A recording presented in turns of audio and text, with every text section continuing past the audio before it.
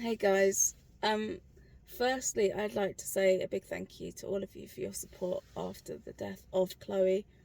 The shock has definitely gone, and I've actually been able to grieve more so than I did before, because it was just too overwhelming before. I couldn't even make sense of what happened. After it happened, we sent her body off for an autopsy because of the sort of suddenness of her death, and we got the initial results back. We're still waiting for more results from toxicology and that kind of thing, but we have the initial results back, and so far it looks like she had an enlarged heart, which was something she had from birth, like a heart defect, and they found fluid in her lungs, which indicates heart failure. So it looks like it was natural, but we won't get the full report for another 4 weeks. So we got her ashes back, and I don't know what I thought I'd feel. I think I was almost, because of the way she died, I think I was almost kind of partly expecting some kind of different feeling, a feeling of closure, but instead I got a feeling of detachment. Like I knew it was her ashes, I knew she was in there, but I think part of me almost deluded myself that I was going to feel different. Anyway, I'm doing okay. My brother's actually bought a little puppy, so the puppy's coming over a lot, so we're kind of seeing the dog a lot, which is kind of nice in a way. Takes your mind off things a little bit, but it's not Chloe. Since recording the video, me and this little guy have become the best of friends. I've been recently kind of looking at some clips of her, because I'm going to try and put a little video together of her. It's made me sad, but also really happy and blessed, because I can see all the fun we had together and all the good times. And even though she only had 3 years, she did so much. Like, she was such a big part of everybody's life, and she was so known on our street, and people used to let her in and have salmon, and she had a big network of people.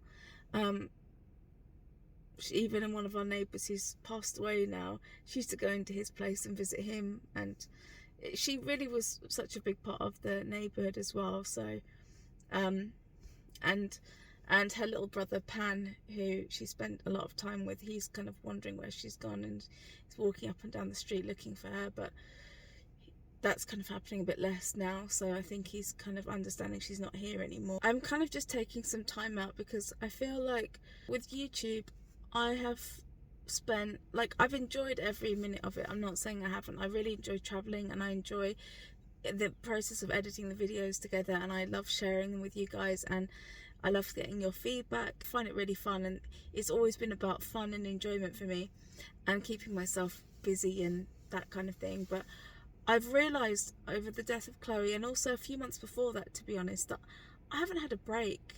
I haven't allowed myself to have a break. I'm always working or doing something, and I almost become mentally just unable to turn off. And I feel like, you know, I'm always got a camera in my hand. I'm always doing something YouTube related or video related. It's because it's something I enjoy, don't get me wrong, but I feel like the last few months, even before Chloe died, I feel like I've had a bit of a shift, and I feel like I need to reevaluate how I'm using my time, what I even want with my life. I've got to the point where I'm not even sure what it is I want anymore. And so I just feel like I need a bit of a mental break now that the kind of grief has gotten to a point where it's, I feel like I've had a good time of grieving. I feel like I just need some time to get my head together, to figure out what I got to do. The reality is I have a website that I haven't touched in over a year, because I've been so caught up in making YouTube videos and everything else. But if I don't get my website finished and launched, I'm going to just feel like a complete and utter failure, to be honest. So I feel like I just need to rejiggle my priorities and reassess what I want, reassess what I need. And I think somewhere along the line on my YouTube journey, I got a bit lost and caught up in numbers, and you know, views and silly things like that. I mean, it's not silly, but I think it became more than just, oh, I wonder how many views I've got.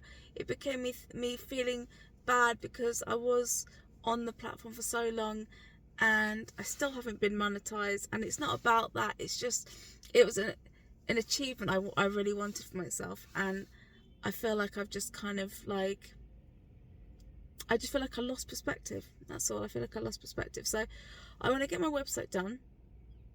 And my YouTube videos are going to kind of feed into that. So it's all going to be related to travel. And I'm really looking forward to launching it. And I'm excited. But there's not going to be anything launched if I don't knuckle down and actually focus on it. So even when I come back to YouTube, I'm going to come back to YouTube with a new fresh perspective. And I'm going to come back more kind of light and airy, because I feel like I've just got too caught up in everything. My fire went out, you know, and I feel like I've just got to spend some time to recharge and get myself back together. I used to kind of be scared to take too much of a break in case everyone forgot who I was, or all my views plummeted or whatever else. But you can't live like that, and I've just got to take a bit of time out for myself. And we'll see what happens when I come back. Hopefully you guys will still be there when I'm back. I need to just look after myself at the moment and do what's right for me. So I will be back, definitely. I still have Finland I've got to edit and put together, and we're actually going away to Budapest, so that'll be fun. I have been there before in 2015, but it was just before my back injury kind of happened, but I was having symptoms and I didn't know what was wrong. And so when I was there last time, I was in a lot of pain and I didn't really enjoy it or feel like I could properly explore it. So this time I'm prepared and I'm ready to go, and I'm looking forward to it. And hopefully it will all be really, really fun. So thanks for your patience, thanks for your support, guys. I really appreciate it. You've been amazing. And until the next time, guys, take care. I'll see you soon. Bye.